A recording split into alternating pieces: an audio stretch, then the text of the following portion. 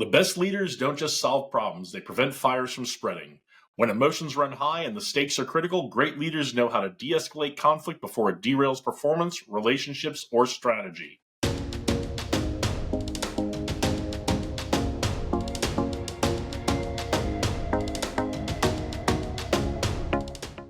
In high-pressure environments, unresolved tension turns into resentment. Teams stall, communication breaks down, and productivity tanks. According to the American Management Association, managers spend between 20 to 40% of their time dealing with workplace conflict. That's why knowing how to calm the storm is one of the most important leadership skills you can develop. Today, I'm going to give you 3 techniques to keep yourself in the right frame of mind to be ready to de-escalate any conflict that arises. Technique number 1 is to regulate yourself first. You can't bring calm if you are the one bringing the chaos. Start by taking a breath and separating your identity from the conflict. Recognize your emotional triggers and don't take the bait. Research continues to emphasize that emotional self-regulation is the foundation for effective conflict resolution. Remember, you set the emotional tone. If you show up calm, others will follow. Technique number 2 is to create a psychological safe zone. As the leader, your goal isn't to win, it's to create space for resolution. Harvard research on psychological safety shows that when people feel safe to express concerns without fear of punishment, conflicts get resolved faster and more constructively.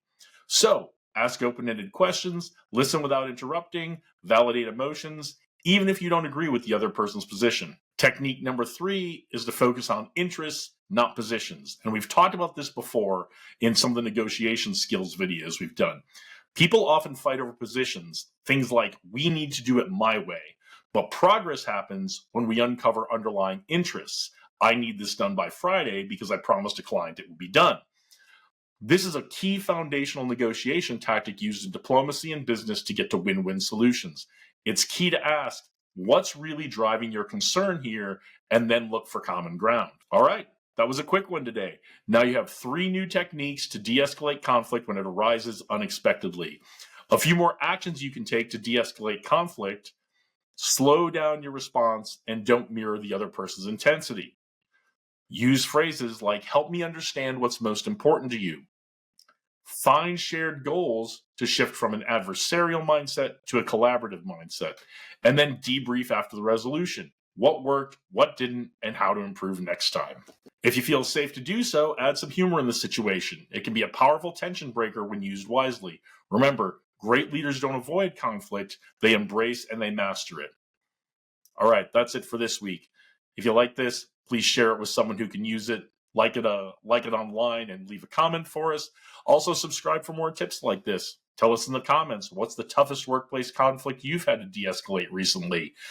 If you do find these tips helpful, these videos helpful, check out our Be the Boss program, where we have 16 online lessons and online group coaching every week to help you become the boss you always wish you had when you were starting out. Also, if you're a training manager, HR director, operations executive, and you have a whole bunch of managers you need to train, check out our Leadership Academy. That's a hybrid program where we come to your workplace, and it's a lot of material from the Be the Boss program and then some. All right, go out there, do great things today, onward and upward.